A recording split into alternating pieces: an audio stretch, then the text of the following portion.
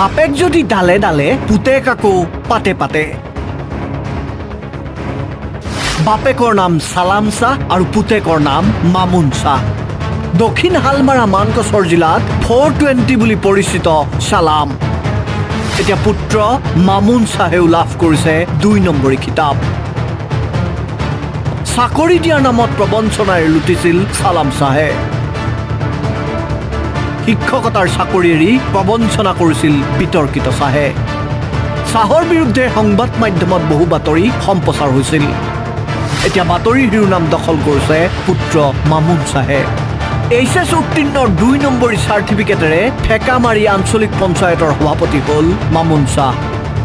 অসমত হৈ যোৱা পঞ্চায়ত নিৰ্বাচনত দক্ষিণ হালমাৰা মানকাছৰ জিলাৰ গোটাবাৰী আঞ্চলিক পঞ্চায়তৰ সদস্য পদৰ বাবে মনোনয়ন পত্ৰ দাখিল কৰিছিল মামুন শাহে নিৰ্বাচনৰ ফলাফলত জয়লাভ কৰিলে মামুন শাহে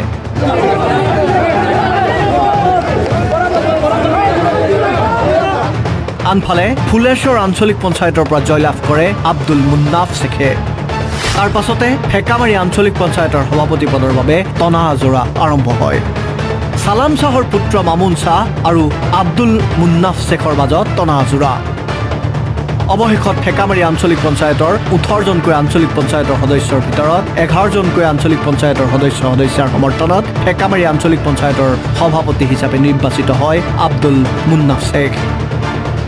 তাৰ পাছতে অনিয়মৰ মাজেৰে সভাপতি সম্পাদক নিৰ্বাচিত হৈছে বুলি মামুন শাহে গুৱাহাটী উচ্চ ন্যায়ালয়ত দাখিল কৰে আবেদনৰ ভিত্তি কৰি আদালতে পুনৰ ঠেকামাৰী আঞ্চলিক পঞ্চায়তৰ সভাপতি সম্পাদক গঠন কৰিবলৈ দক্ষিণ হালমাৰা মানকাছৰ জিলাৰ প্ৰশাসনক নিৰ্দেশ দিয়ে সেই মৰ্মে দ্বিতীয়খন বৈঠকত 10 জনকৈ সদস্যৰ সমৰ্থনত ঠেকামাৰী আঞ্চলিক পঞ্চায়তৰ সভাপতি হয় মামুন শাহ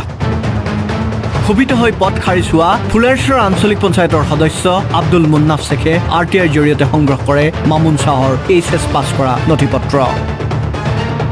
মামুন শাহে এইচএছ পাছ কৰা মাৰ্কশ্বিট ভুৱা বুলি দাবী কৰে আব্দুল মুন্নাফ শেখে এইখন চাওক উচ্চতৰ মাধ্যমিক শিক্ষা সংসদে দিয়া মাৰ্কশ্বিট শিক্ষা সংসদৰ পৰীক্ষা নিয়ন্ত্ৰকে মাৰ্কশ্বিটখনত উল্লেখ কৰি দিছে কাউণ্টাৰফিট বুলি তেনেহ'লে মামুন শাহ হায়াৰ ছেকেণ্ডেৰী উত্তীৰ্ণ নহয় আঞ্চলিক পঞ্চায়তৰ সভাপতি আসন হেৰুৱাব নেকি মামুন শাহে মামুন শাহৰ মতে প্ৰথম অৱস্থাত পৰীক্ষাত ফেইল কৰিছিল মামুন সালাম শাহৰ মতে প্ৰথম অৱস্থাত পৰীক্ষাত ফেইল কৰিছিল মামুন কিন্তু বহি পুনৰীক্ষণ কৰাৰ পাছত হেনো দ্বিতীয় বিভাগত উত্তীৰ্ণ হৈছে মামুন শাহ লগতে উচ্চতৰ মাধ্যমিক শিক্ষা সংসদে হাতশিঙিমাৰী কনিষ্ঠ মহাবিদ্যালয়ৰ অধ্যক্ষক জাননী যোগে মামুন শাহে বহি পুনৰীক্ষণ কৰাৰ পাছত উত্তীৰ্ণ বুলি অৱগত কৰে কিন্তু আব্দুল মুন্নাফ শেখে সংবাদ মাধ্যমত যোগান ধৰা নথিপত্ৰত সম্পূৰ্ণ ওলোটা বৰ্তমানে অনলাইনৰ জৰিয়তে চালে ফেইল বুলি আহে মামুন শাহৰ ফলাফল তেনেহ'লে কেনেকৈ পাছ কৰিলে মামুন শাহ যাৰ বাবে নথিপত্ৰসমূহ পুনৰীক্ষণৰ বাবে আব্দুল মুন্নাফ শেখে জিলা আয়ুক্তক লিখিত অভিযোগ দাখিল কৰিছে বুলি জানিব পৰা গৈছে এই যে যিটো পাছ চাৰ্টিফিকেটৰ ডেট এই দুটা সেম ডেটত কেনেকৈ ওলাব আৰু প্ৰশ্ন হ'ল আমাৰ ইয়াত আছে ফৰ্ম নাম্বাৰ X 32/, উইদিন ব্ৰাকেটত A আৰু ইয়াতো ঠিক তেনেকুৱাই আছে কিন্তু যেতিয়া ৰিজাল্ট হোৱাৰ পিছত যেতিয়া আকৌ সাবজেক্টবিলাক যেতিয়া পুনৰীক্ষণ কৰিবৰ কাৰণে যেতিয়া বিচাৰে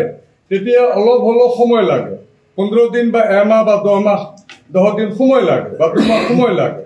যদি 2 মাহ বা 15 দিন বা এমাহ যদি সময় লাগে তেনেহ'লে তাৰিখটো পৰিৱৰ্তন হ'ব কিন্তু ইয়াত কোনো পৰিৱৰ্তন নাই অৰিজিনেল চাৰ্টিফিকেটত যিটো তাৰিখ আছে আৰু এই যিটো ফেক চাৰ্টিফিকেট ইয়াতো সেম তাৰিখ আছে জালিয়াতিৰে সকলোতে সফল হোৱাৰ অংক কিয় কৰে শাহ পৰিয়ালে মামুন শাহৰ বিষয়টোক লৈ এতিয়া উত্তাল মানকাছৰ জিলা নিউজ ডেস্ক ৰিপৰ্ট আসাম টক্স আসাম টক্স আপোচবিহীন অসম কণ্ঠ